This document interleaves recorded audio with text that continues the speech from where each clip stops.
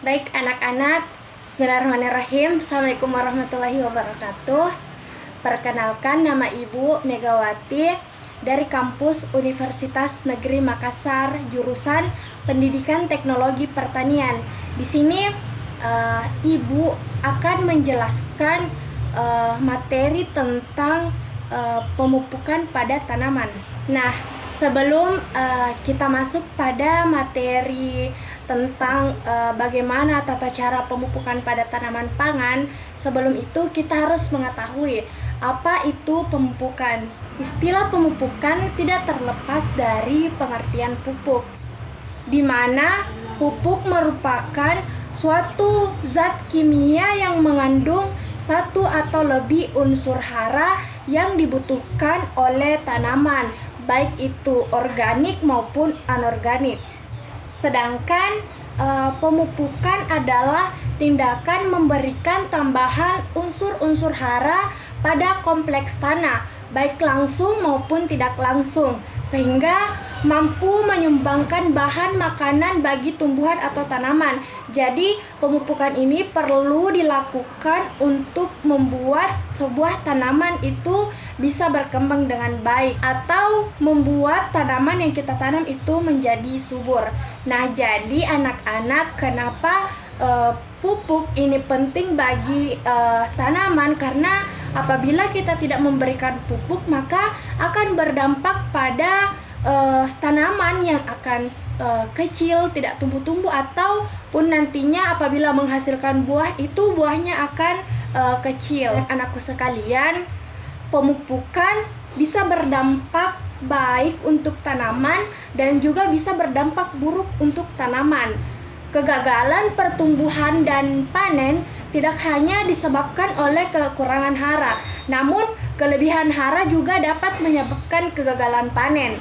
Nah, pemupukan yang berlebihan dapat mengakibatkan kerugian berupa tanaman dapat keracunan dan mati, sehingga mengakibatkan rugi pada saat pemanenan. Juga karena sekarang pupuk harganya itu lumayan mahal, maka dia bisa menghasilkan modal yang besar tanpa hasil yang sesuai dengan ekspektasi atau yang diinginkan oleh para petani.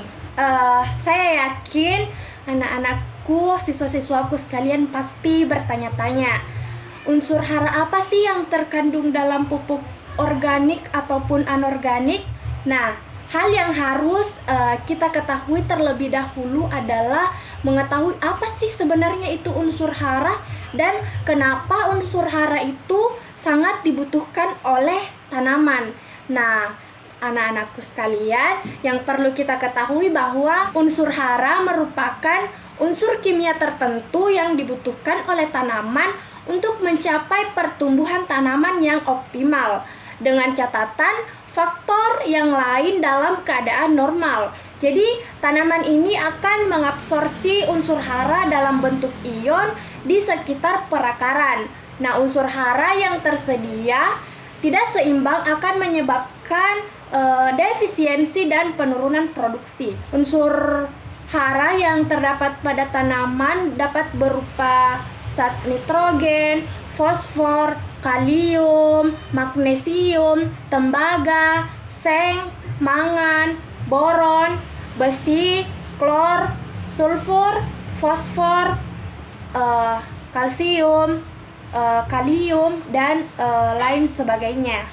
Nah, sesuai dengan yang Ibu jelaskan pada materi pertama atau materi awal, yaitu tentang pupuk yang terbagi atas pupuk organik dan anorganik, mungkin anak-anakku sekalian bertanya-tanya, apa sih itu pupuk organik dan anorganik?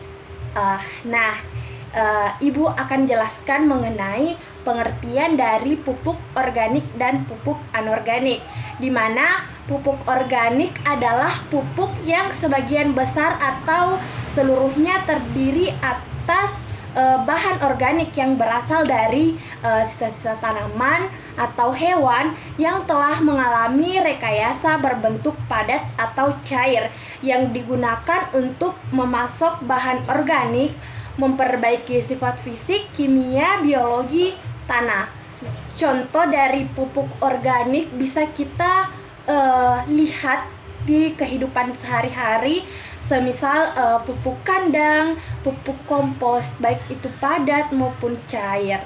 Nah, jadi pupuk kandang ini sangat mudah dijumpai di lingkungan sekitar apabila ada masyarakat yang memelihara sapi, kerbau, ataupun bisa juga bebek. Nah, pupuk kandang ini memiliki banyak unsur hara alami yang sangat berperan penting untuk tanaman. Yang kedua yaitu pupuk anorganik atau pupuk kimia. Saya yakin anak-anakku sekalian itu sudah tahu yang mana yang dimaksud dengan pupuk kimia. Apalagi yang ayahnya bekerja sebagai petani. Pupuk kimia adalah pupuk yang dibuat secara kimia atau sering disebut dengan pupuk buatan.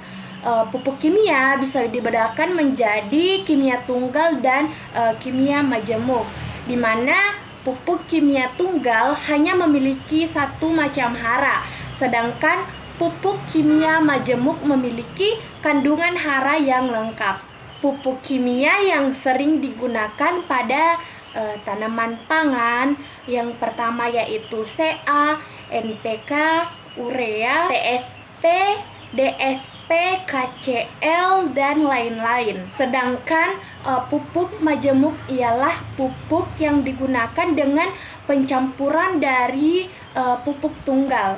Jadi semisal kita campurkan antara pupuk CA dengan pupuk NPK supaya unsur hara yang terkandung itu pada saat kita melakukan pemberian kepada tanaman itu akan bisa lebih kompleks. Adapun 3 senyawa utama yang terkandung dalam pupuk kimia yang pertama yaitu nitrogen, kalium, dan juga fosfor. Selanjutnya yaitu kita akan mempraktekkan bagaimana cara pemupukan pada tanaman pangan. Nah, ada 2 pupuk yang akan saya gunakan pada praktek pemupukan ini menggunakan pupuk kimia. Yang pertama yaitu dengan menggunakan pupuk CA dan yang kedua dengan menggunakan pupuk NPK. Di sini saya akan melakukan perpaduan antara kedua pupuk ini. Ada 3 cara yang bisa dilakukan pada saat kita ingin memupuk tanaman. Yang pertama yaitu bisa secara langsung ditaburkan kepada tanaman. Yang kedua bisa dengan menggunakan air dengan pencampuran air pada pupuk. Dan yang ketiga kita bisa menggunakan lubang di pinggiran tanah. Kemudian nanti ditutupi kembali oleh tanah. Pemupukan yang akan saya lakukan untuk kali ini yaitu dengan menggunakan air dan pencampuran antara pupuk CA dan pupuk NPK. Nah, baik anak-anak, pertama-tama yang harus kita lakukan ialah dengan mencampurkan antara pupuk NPK dan pupuk CA, kemudian dimasukkan di dalam air. Jadi takarannya itu harus sama. Kita masukkan ke dalam air.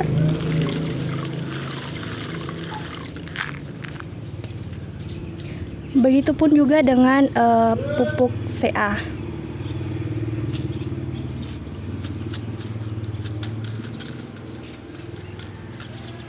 Nah, kemudian setelah itu kita aduk. Nah, setelah diaduk hasilnya akan seperti ini. Dia akan berubah warna karena adanya pupuk NPK yang memberikan warna pink pada air. Adapun langkah selanjutnya yang dilakukan adalah dengan cara pemberian pupuk kepada tanaman yang ingin diberikan pupuk. Nah, ini merupakan tanaman terong yang akan kita berikan pupuk pencampuran antara NPK dan CA tadi. Nah, adapun hal yang harus dilakukan ialah dengan menuangkan pupuk ini ke dalam tanah, tapi tidak boleh terlalu dekat dengan pohon terong. Kenapa? Karena ini bisa saja membunuh pohon terong tersebut. Jadi harus agak jauh dari pohon, karena juga akar dari pohon ini kan dia sudah besar, otomatis dia akan lebih mudah menyerap apabila tidak terlalu masuk ke dalam pohon terong tersebut.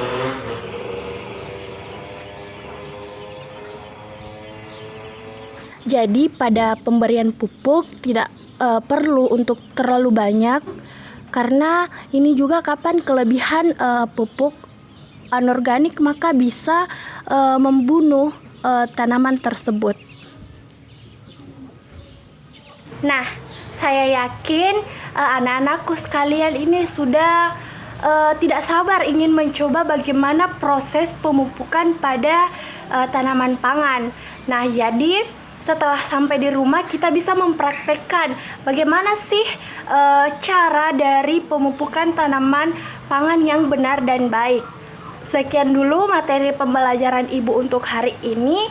Terima kasih dan semoga tidak cuman sampai di sini saja anak-anakku sekalian untuk mau belajar, tapi sampai dari rumah pun ikut mempraktekkan langsung, karena kita sudah mendapatkan materi dan bagaimana tata cara dalam memupuk tanaman pangan. Mungkin itu. Assalamualaikum warahmatullahi wabarakatuh.